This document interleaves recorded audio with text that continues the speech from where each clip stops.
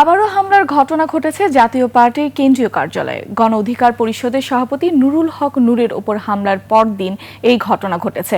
এর আগে শনিবার নিজ কার্যালয়ে সংবাদ সম্মেলন করেন জাতীয় পার্টির মহাসচিব শামীম হায়দার পাটোয়ারি।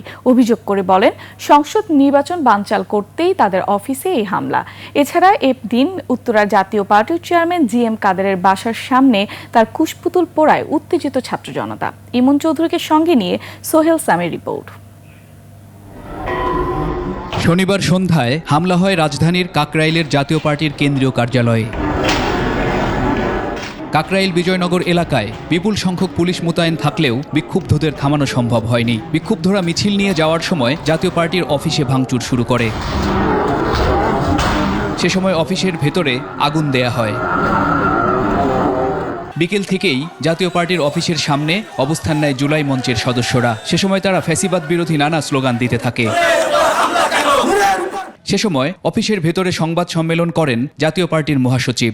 তফসিলের 3 মাস আগে একটি পার্টি অফিসের সামনে এই ধরনের আগুন লাগানোর প্রচেষ্টা, দিনভর মব, দিনভর ধাওয়া পাল্টা ধাওয়া, এবং এর পরবর্তীতে একজন পার্টির চেয়ারম্যান এভাবে আহত হওয়া, সব মিলিয়ে তো এটি আর যাই হোক নির্বাচনের দিকে হাঁটার কোনো লক্ষণ আমরা দেখছি না।